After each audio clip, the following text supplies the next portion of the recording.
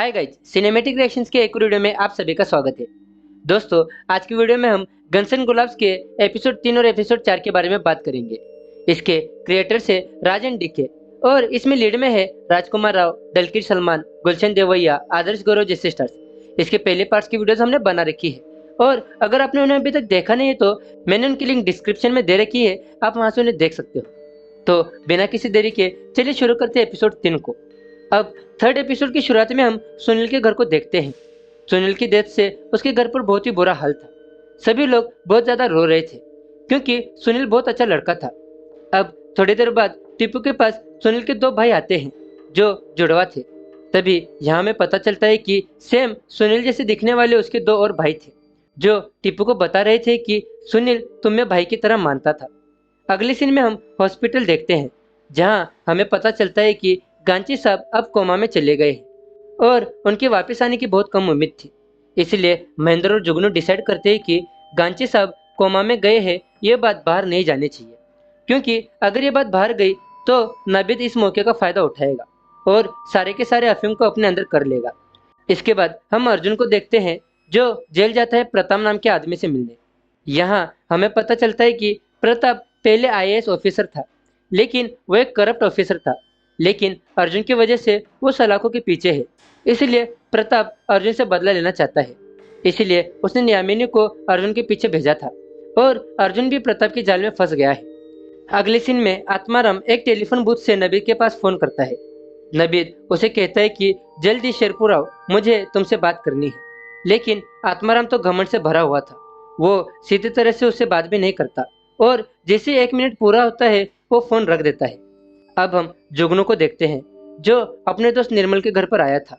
दोस्तों, निर्मल जुगनू का स्कूल का और कॉलेज का एक लौता दोस्त था, लेकिन अब उसने भी शादी कर ली है मालिनी नाम की एक लड़की से और मालिनी को देखकर जुगनू मोहित हो गया था। जुगनू यहाँ पर मालिनी के करीब आने की कोशिश कर रहा था और ये सारी चीजें निर्मल नोटिस कर रहा था। अब आगे हम लेखा को देखते हैं जो टीपू से मिलने उसके घर पर आई थी। यहाँ पर वो सुनील के बारे में बात करती है तो टीपू से बताता है कि सुनील मेरे भाई जैसा था, बल्कि भाई से भी बढ़कर था। उसने मेरा हमेशा साथ दिया और अब इस शहर में मेरे लिए कुछ भी नहीं बचा है, इसलिए मैं शहर को छोड़ के जा रहा हूँ, क्योंकि अगर मैं यहाँ पर रहा तो मैं मेरे बाप की तरफ बन जाऊंगा और मैं नहीं चाहता कि मैं मेरे बाप के रास्ते पर चलूँ। इसके बाद आत्माराम नबीद से मिलने शेरपुर जाता है। यहाँ पर नबीद आत्माराम पर चिल्लाता है कि उसने टीपू के दोस्त को क्यों मारा, मैंने तो तुम्हें टीपू को मारने के लिए भेजा था। और दोस्तों, यहाँ पर पहली बार हुआ था कि आत्माराम के हाथों से कोई बच गया था। इस पर आत्माराम नबीद से कहता है कि आगे से ऐसी गलती नहीं होगी और अपनी गाड़ी से यहाँ से चला जाता है। अब अगले सीन में हम सुकांतों के एक आदमी को देखते हैं जो गांची साहब के घर पर आया था डील के बारे में पूछने।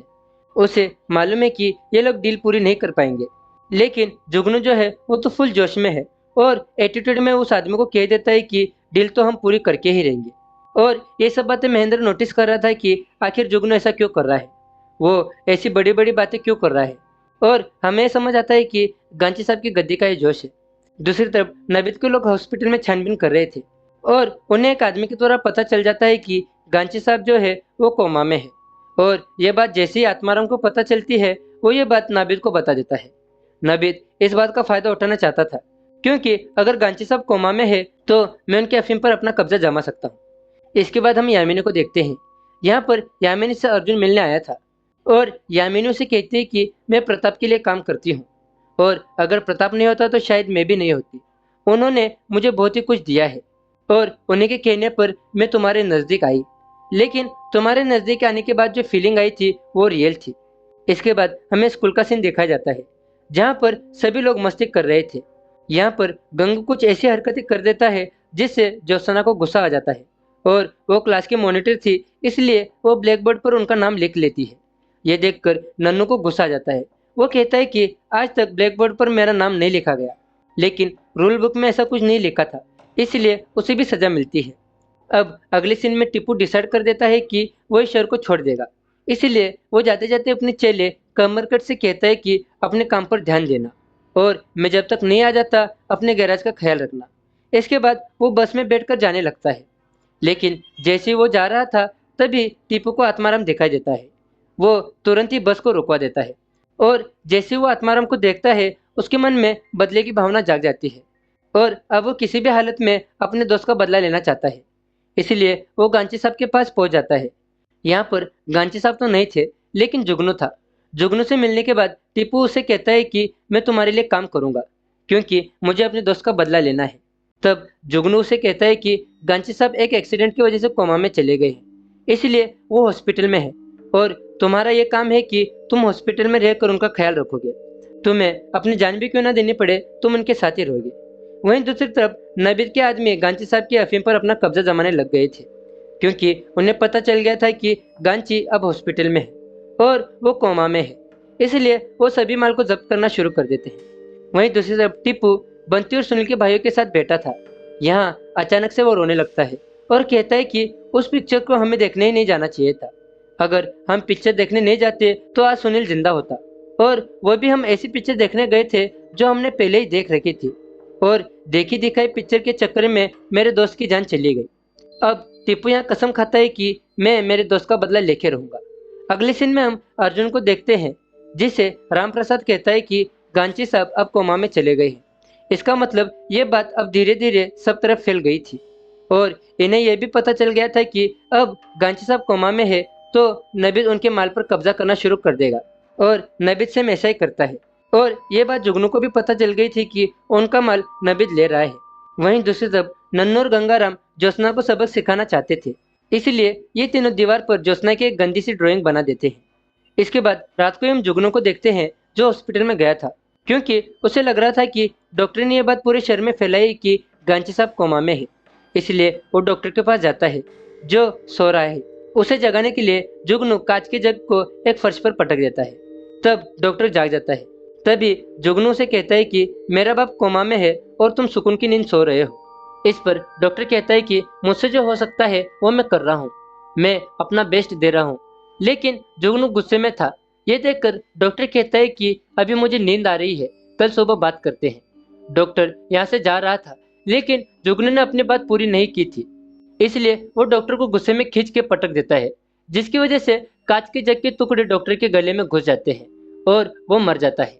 ये देखकर जुगनू के मेंबर्स उसे शाबाशी देते हैं अपने पहले मर्डर के लिए, लेकिन यहाँ जुगनू उल्टियाँ करने लगता है।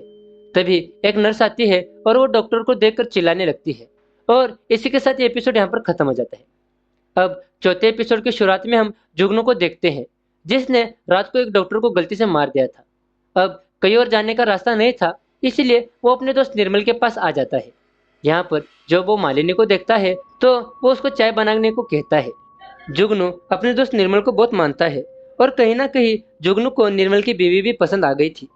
अब अगले सीन में राम प्रसाद अर्जुन को उस ढाबे पर लेके जाते हैं जहाँ पर शेरपुर और गुलाबगंज की सीमा खत्म होती है, और वो यहाँ पर उनकी एक लाइन भी बताता है जिसे क्रॉस करना एकदम मना है।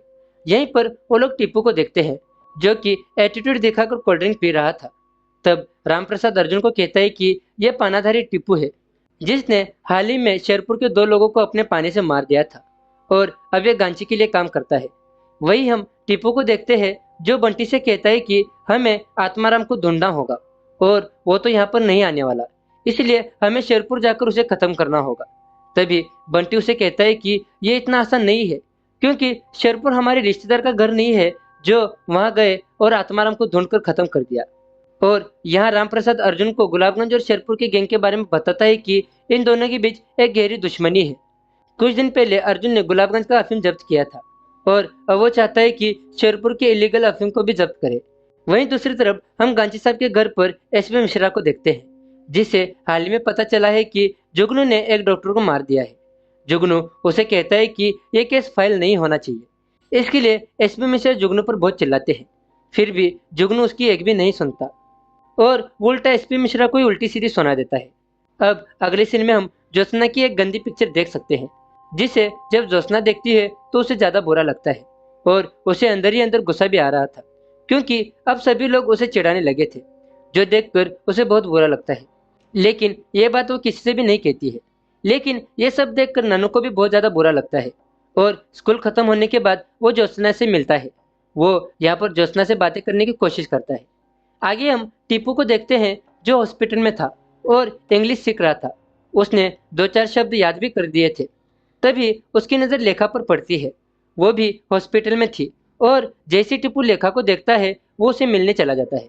लेखा यहाँ उसे बताती है कि वो उसके पिताजी के कुछ ज़रूरी चेकअप्स के लिए यहाँ पर आई है, लेकिन टीपू उसे कहता है कि तुम्हें लाइन में लगने की कोई ज़रूरत नहीं है क्योंकि यहाँ पर मेरी बहुत चलती है। तभी वो एक कंपाउंडर को कहकर लेखा के पिताजी को चेकअप के लिए अंदर भेज देता है। यहाँ पर लेखा के पिताजी के अंदर जाने के बाद टीपू लेखा से बात करने लगता है। यहाँ कहीं ना कहीं इन दोनों के बीच बातें बढ़ रही थी। लेखा को भी कहीं ना कहीं टीपू पसंद आने लगा था। इसके बाद हम अर्जुन को देखते हैं जो गुलाबगंज के एक खेत में रेड डालता है, जहाँ जितनी अफीम उगाने की परमिशन थी उससे भी ज्यादा अफीम ये लोग उगा रहे थे। ये देखकर अर्जुन उस सारी अफीम को सीज कर देता है। दोस्तों, ये सारा अफीम गांची का था और अर्जुन को मालूम है कि गांची अब हॉस्पिटल में है और इस बात का फायदा उठाकर अर्जुन सारे माल को जब्त कर देता है। और जब ये बात एसपी मिश्रा को पता चलती है वो गुस्से में अर्जुन के पास चला जाता है और उस पर बहुत चिल्लाता है। वो कहता है कि कहीं पर भी बिना वारंट के रेड डालना इलीगल है।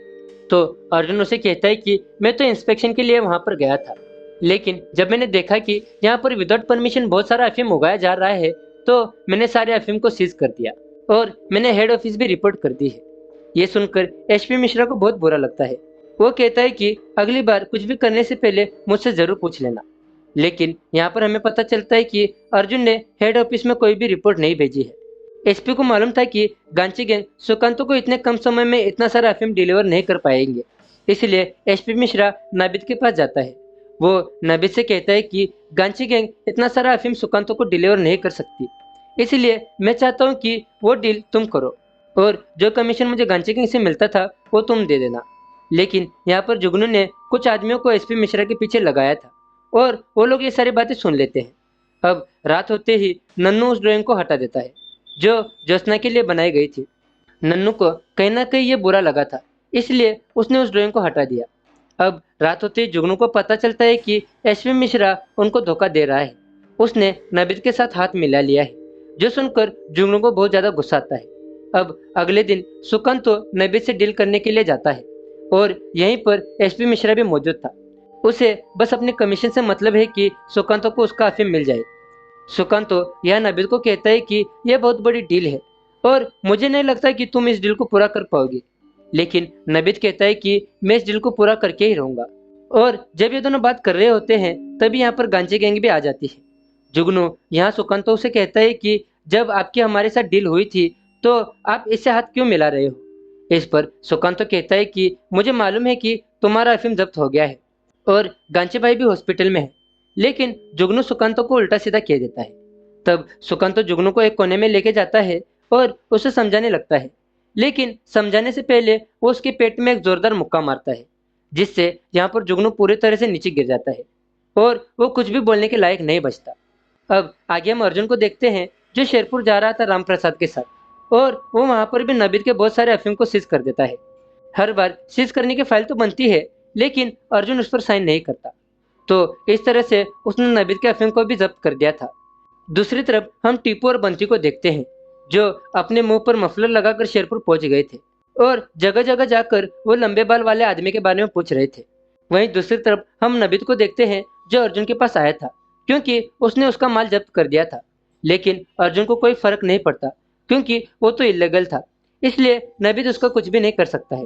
और यहाँ पर रामप्रसाद अर्जुन को कहता है कि कोलकाता का सुकांत तो यहाँ डील करने के लिए आया है। दूसरी तरफ बंटी और टीपू की खोज अभी भी जारी थी। वो यहाँ पर उसे जादू टोने वाले आदमी के पास पहुंचते हैं जो उन्हें एक ताबीज दिखाता है और कहता है कि ये ताबीज तुम्हारी रक्षा करेगा। लेकिन तभी यहाँ पर शेरपुर के दो लड़के आते हैं जो यहाँ इन दोनों को देखकर समझ जाते हैं कि ये गुलाबगंज वाले हैं। तभी वो इन पर अटैक करते हैं, लेकिन टीपू और बंटी कैसे तो करके वहां से भाग निकलते हैं। लेकिन वो लोग भी उनका पीछा कर रहे थे। वो लोग इन पर गोलीबारी भी कर रहे थे, लेकिन ये दोनों कैसे तैसे करके गुलाबगंज की हद तक पहुंच जाते हैं। लेकिन यहाँ पर पहुंचते ही इनका पेट्रोल खत्म हो जाता है। तभी टीपू और बंटी बाइक को धक्का लगाकर ब्रिज को पार करते हैं। जैसे ही वो ब्रिज को पार करते हैं तभी यहाँ पर गुलाबगंज के कुछ और लोग आ जाते हैं, इसलिए शेरपुर की गैंग उस ब्रिज को पार नहीं करती है। तभी बंटी टीपू को चिल्लाते हुए कहता है कि हमें ताबीज खरीद लेना चाहिए था और यहाँ पर शेरपुर के लोग शेरपुर वापस चले जाते हैं। इसके बाद हम अर्जुन और सुकांतों को देखते हैं। यहाँ पर ये दोनों डील के बारे में बात कर रहे थे। अर्जुन सुकांतो को कहता है कि मुझे मालूम है कि तुम यहाँ पर डील करने के लिए आए हो, लेकिन वो डील नहीं हो सकती क्योंकि इस इलाके में इतना अफीम है ही नहीं। लेकिन अर्जुन कहता है कि एक ही इंसान है जो इस डील को पूरा कर सकता है और वो इंसान मैं हूँ, क्योंकि मैंने गुलाबगंज और शेरपुर दोनों के माल को जब्त कर दिया है।